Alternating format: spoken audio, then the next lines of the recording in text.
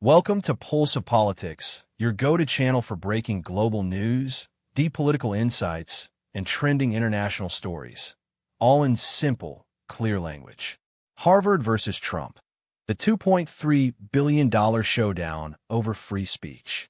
In one of the most dramatic clashes between a U.S. university and the federal government in recent history, Harvard University and the Trump administration are locked in a fierce standoff over federal funding and the future of diversity programs in America. This battle is about more than just money. It's about the First Amendment, free speech, and how America defines equity in education. So what's really going on? Why did the Trump administration freeze $2.3 billion in federal funding to one of the most prestigious universities in the world?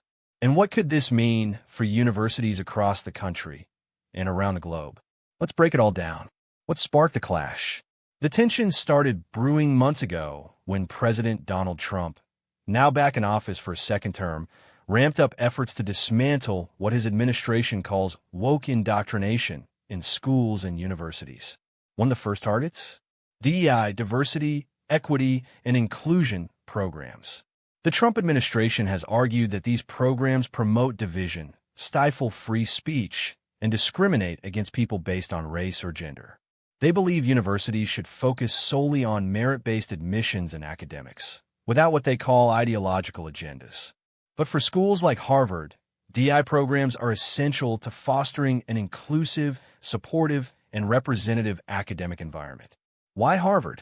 Harvard, as a top Ivy League institution, has long been a leader in promoting diversity initiatives. The university offers DEI training, has dedicated offices focused on racial and gender equity, and has supported student-led activism. This made Harvard a natural target for Trump's renewed crackdown. According to officials, the White House demanded that Harvard shut down all DEI programs in order to continue receiving federal funds, amounting to over $2.3 billion used for research, scholarships, and infrastructure. Harvard refused. Instead of backing down, the university publicly defended its DEI programs, calling them essential to its mission of academic excellence and fairness. The fallout: $2.3 billion in jeopardy. Following the standoff, the Trump administration officially announced a freeze on all federal funds allocated to Harvard, pending the university's full compliance with new federal guidelines banning DEI initiatives. This freeze immediately put hundreds of research projects in limbo. Student scholarships were thrown into uncertainty. Faculty hiring was paused. The ripple effects went far beyond Harvard's campus in Cambridge, Massachusetts. Other universities began to panic, fearing they'd be next. But Harvard didn't back down. Harvard's response: in a bold statement, Harvard President Claudine Gay said, "Our commitment to diversity, equity, and inclusion is not just a policy. It is a reflection of our values as an institution that seeks to serve all members of our community." Harvard also announced legal action, arguing that the Trump administration's decision was unconstitutional. The university claims the move violates the First Amendment, particularly the freedom of speech and academic independence. Their lawyers say the federal government cannot force institutions to adopt specific ideologies or silence programs that promote equality. The legal battle: what experts are saying. Legal experts say this case could reach the Supreme Court. Some constitutional scholars argue that Harvard has a strong case. They believe the Trump administration's move could set a dangerous precedent, allowing future governments to use funding as leverage to control educational content. Others, however, support Trump's stance. They argue that taxpayer money should not fund programs that may marginalize certain groups or promote political ideologies. It's a deeply polarizing debate.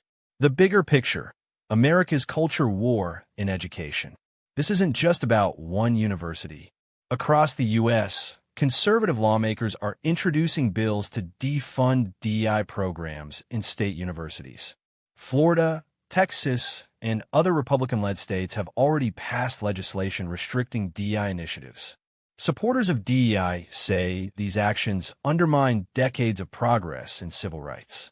Opponents argue they level the playing field and eliminate bias. This conflict has reignited the culture war in American education, and now the world is watching. International reactions. Global reactions have been swift. In the UK, The Guardian ran a headline calling it a blow to academic freedom. Canadian Prime Minister Justin Trudeau said, "Academic freedom and inclusion must go hand in hand." On the other side, right-wing politicians in Europe have praised Trump's decision, saying it sets an example for their own anti-woke movements. The debate is no longer just American, it's international. The impact on students and research. Harvard students are already feeling the pressure. Many fear they may lose scholarships.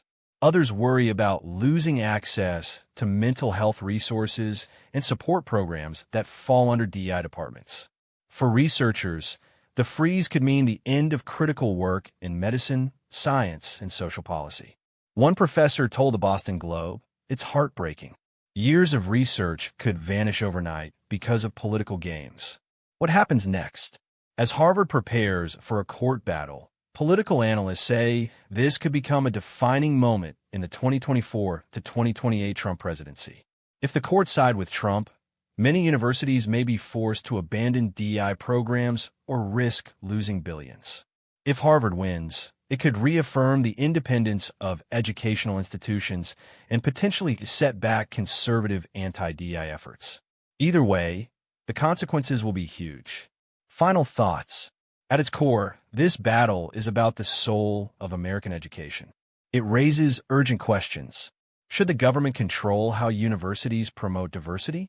Is this about ending bias or silencing inclusion? What does this mean for the future of academic freedom? One thing is clear. The Harvard versus Trump battle is far from over, and the outcome could reshape education, not just in America, but across the world. Stay tuned.